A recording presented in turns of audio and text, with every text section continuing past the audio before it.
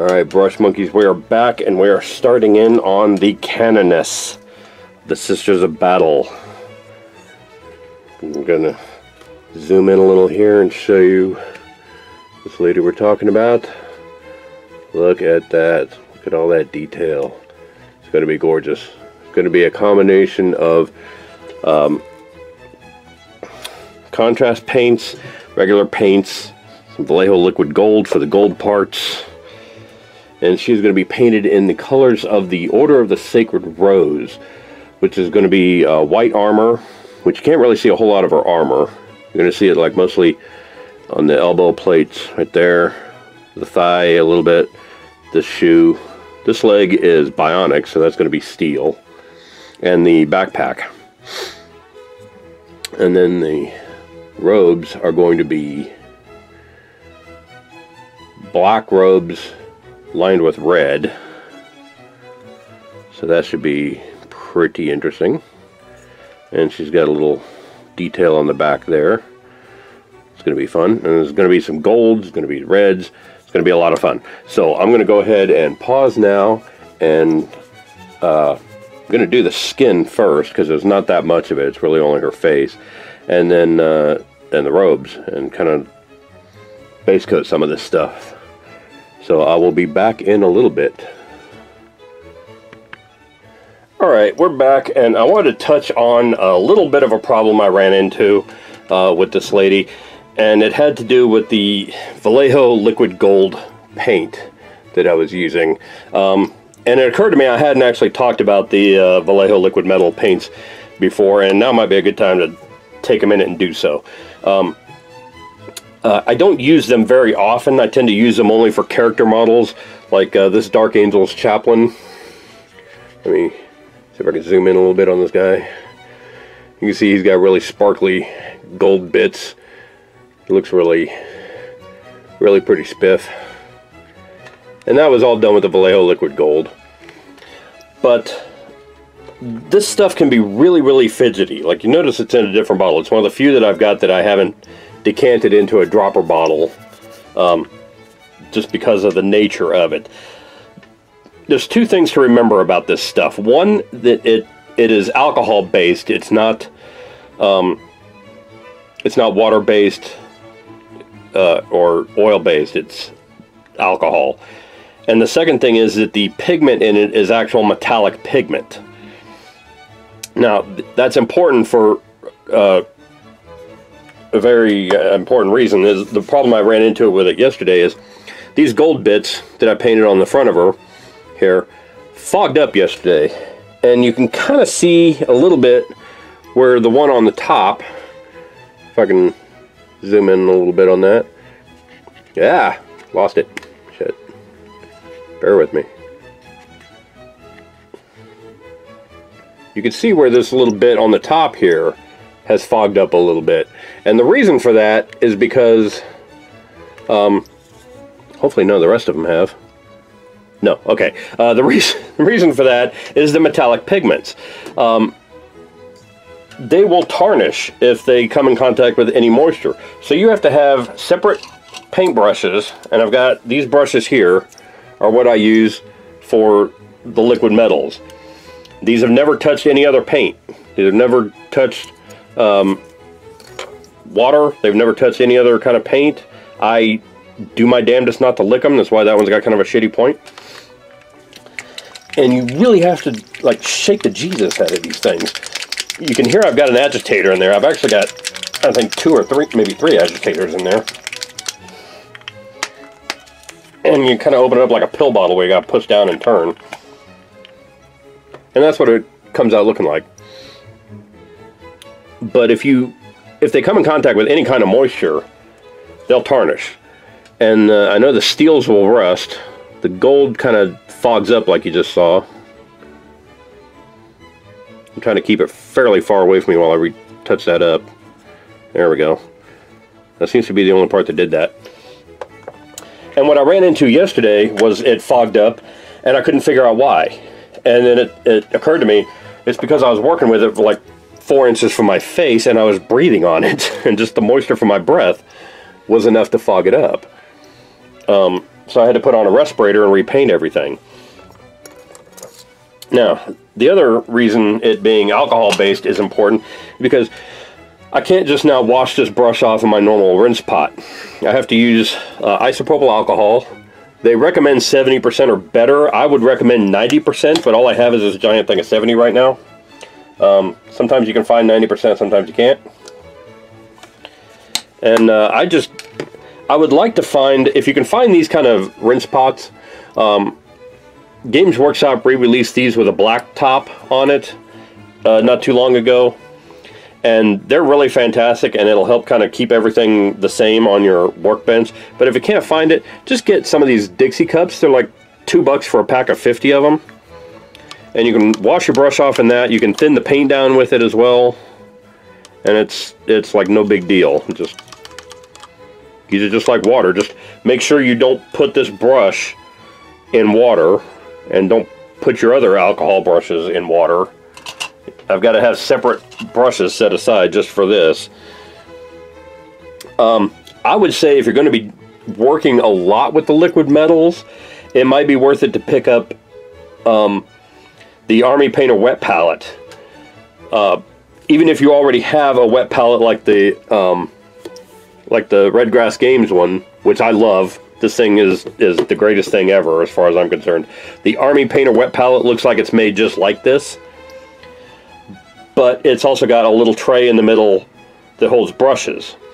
So you can put the brushes that you're using with the alcohol in that little tray, and then you know that that wet palette is just for alcohol. You don't use water on the sponge. You soak it down with the alcohol, soak it down with your isopropyl alcohol, and then use the palette papers and everything else just like you would any other wet palette.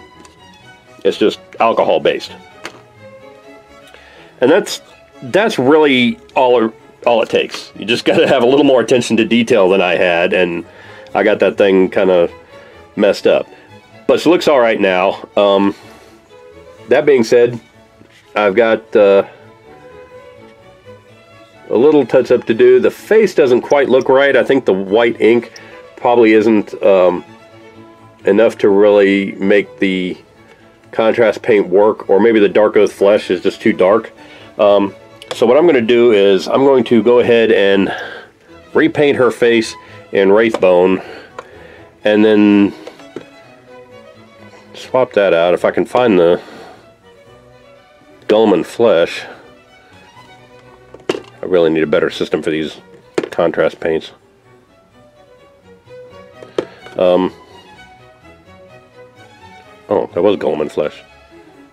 No, that's Dark Oath flesh. Why do I have two things of Dark Oath flesh? That's weird.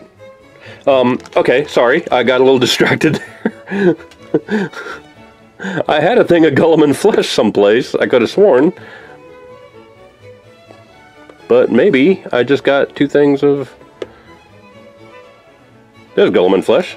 Okay, so I did have Guilliman flesh, good. I'm not sure where I got two things of Dark Oath flesh from. That's very strange. I did not realize I had bought two things of it. Anyway, so I'm going to repaint the face with the Wraithbone base coat, and then try the Guilliman flesh. And if that works out, then I will just paint all the faces separately and then do the contrast paints on them, rather than trying to do the contrast paint over the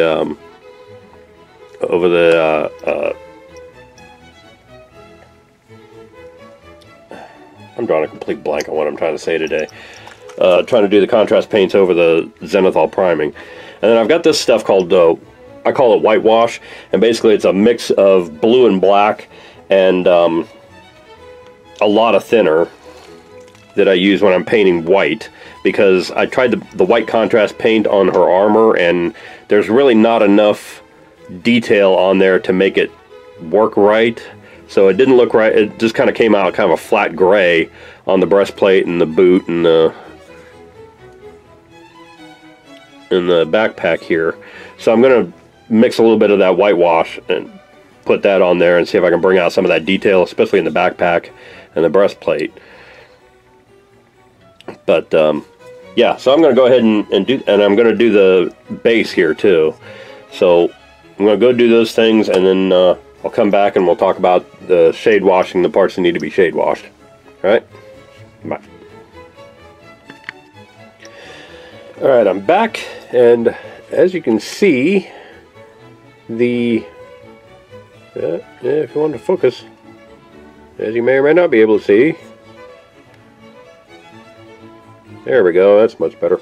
The yeah, putting the wraith bone down and then the Guilliman flesh, I thinned it down 2 drops of Guilliman flesh to 2 drops of contrast, and I think that resulted in a nice pale flesh tone, and that's what I was looking for her, so that's what I'm going to go with. As for the rest of her, there's not a whole lot that needs to be washed because I use the contrast paints. So you can see the black looks really good. The well, I guess the black was the only contrast paint I really used after I had to fix the face. The contrast paint looks good, or the black looks good, the face looks good. I'm going to leave it at that. I'm going to use some Drinky Violet on the purple parts, her staff and her sword hilt there. I'm going to use the whitewash like I talked about for the breastplate and backpack, and a little bit around the leg there and the other white parts, just to help them stand out a little bit. She's got a grenade on her belt there. I don't know if you can see the little grenade tucked up under her belt there. I'm going to use Athonian Camo Shade for that, because for some reason I used Army Painter Army Green, and while that looks like a nice olive drab color, it doesn't come out really dark enough. It just looks wrong for some reason, and the Athonian Camo Shade will give it a nice deep olive green and bring out the details like the pin and the band around the middle of it and that kind of thing. I'm going to put some Nuln Oil on the base, where I tried to do like gray for the sidewalk and then black for the street for the base. I'm going to put some Nuln Oil on the base there on the sidewalk, and then both the base, or both the sidewalk and the street parts of the base are going to be dry brushed with Dawnstone. And hopefully that'll make the detail come out a little bit better. The texture on the sidewalk, the texture on the street, and there's an Aquila on the street too that I think will pop with that. And then there is on the front parts these little recessed areas. I'm thinking I'm going to do red on those. I'm going to use this Tamiya clear red for those, and really make them look kind of jeweled. And speaking of red, I think for the base band, I was trying to think of what color I wanted to do for these base bands, and I think what I'm going to do is I'm going to base it in Mephiston red. Just put down just a quick base coat of Mephiston red, but then I'm going to do the rest of it. I got this Reaper Master Series paint, Rose Gold. It's a limited edition paint. A friend of mine went to ReaperCon and picked that up for me, and I haven't had a chance to try it out yet, so I think I'm going to do all the bases in that Rose Gold. I think that's going to look really spiffy. Kind of a metallic red color is what I'm hoping it comes out. But yeah, so for the most part, the base coats on this girl are done. She's looking pretty spiff. That part I touched up hasn't frosted up again.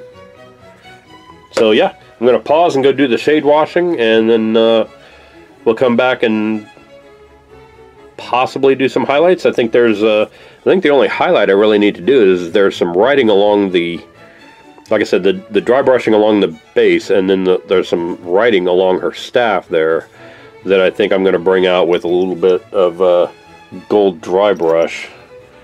You know, the Golden Griffin dry brush, just to make it pop a little bit. I'm not going to try to do that liquid gold on that. That's way too fidgety. But yeah, so there we go. We'll go ahead and pause, and I'll go take care of that stuff, and then we'll come back and see what she looks like. Alright? See you soon. Alright, Brush Monkeys, we're back. And as you can see, I'm making some pretty good progress with this Canoness here. I fixed the skin so her face looks better. I shade washed the purples on her sword hilt and staff there. And shade washed the armor and the backpack. and painted in the Tamiya clear red on the front, and it looks fantastic, I think. So I'm really happy with how this is coming out. The only thing left now really is the dry brushing stage, where I'm going to do some Dawnstone dry brush on the base here. I've got some Necron compound that I'm going to use on the sword, and a little bit on her leg there. I've got some Golden Griffin that I believe I was going to use for the sword hilt. Oh no, I was going to use Golden Griffin on the Aquila on the base here.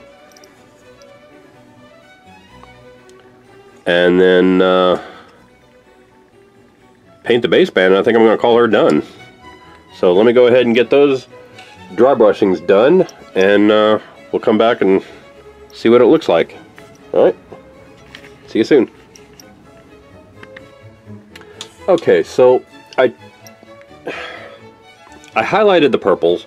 I dry brushed the gold on the staff, which brought out the lettering a little bit more, and I dry brushed the base, and that looks really good. For some reason, the Golden Griffin wasn't working on the Aquila on the base, so I just left it, figuring, you know, it's a pattern in the road.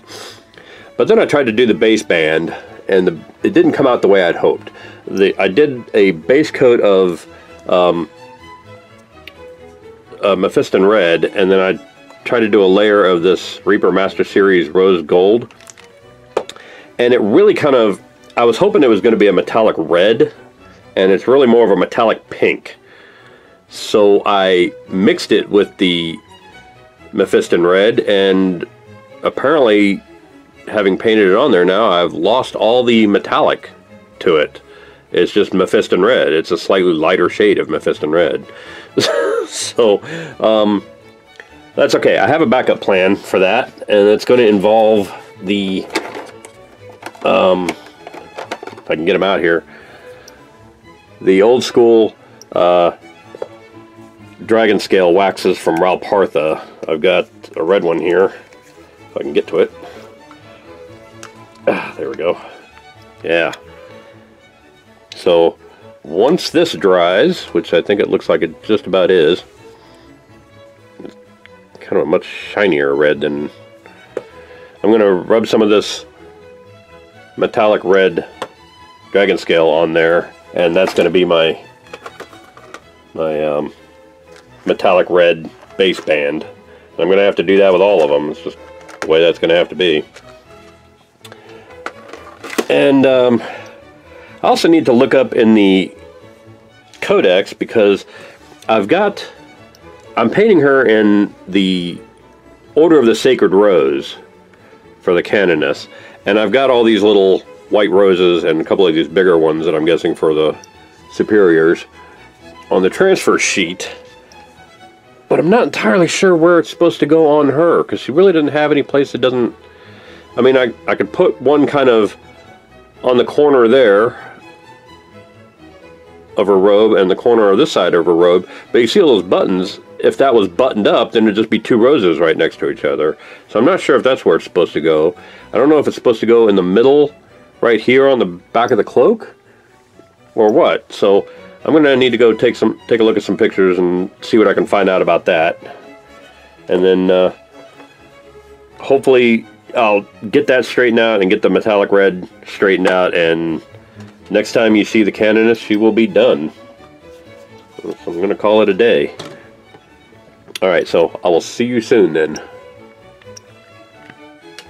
Alright, so we're back, and the Canoness is, I'm going to call her done. She's looking pretty good. See if I can get a decent zoom on her here.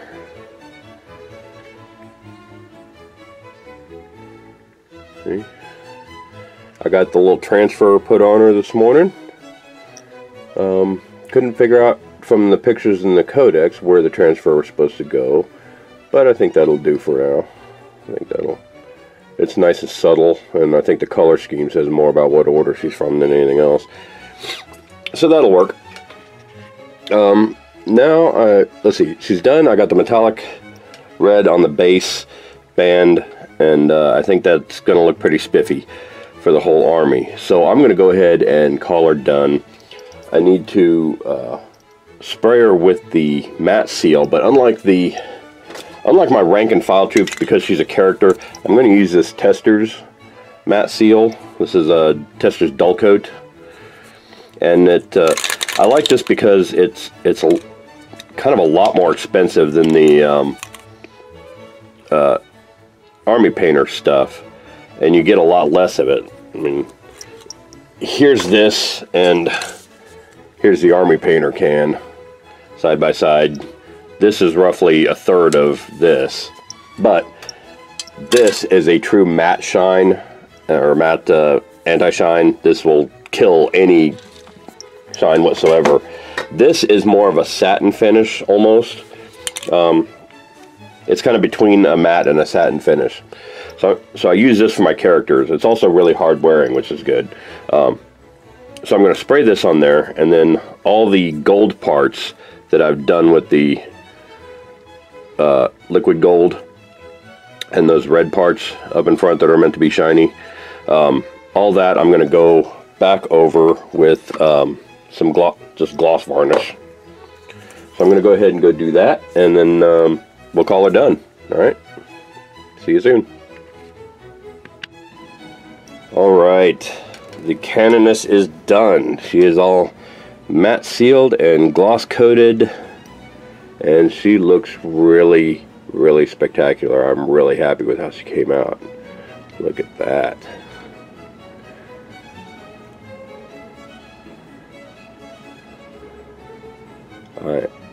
I could not be happier with how she came out. I think she really looks fantastic. And this is going to be kind of the model for the rest of the figures in the Sisters of Battle Army box. So, because they all kind of use the same palette of colors, the red, black, and white, and gold and steel and all that, I'm just going to leave all this out. And some of these things I'm going to, just going to leave all this out. And the next video will be the Battle Sisters of the line. So I'm going to call it a day on this one. And yeah, I will see you guys next week. Thanks for watching. Bye. Hey Brush Monkeys, Tom from Flying Monkey Studios here. If you like what you see, click like. If you want to find out when new videos get posted, click subscribe. Comment below on what you want to see on future videos.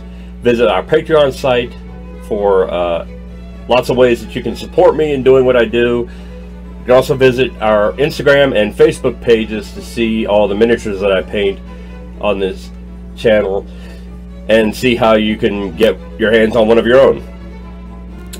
So thanks a lot for your time, and thanks for watching my videos, and I will see you guys later. Bye.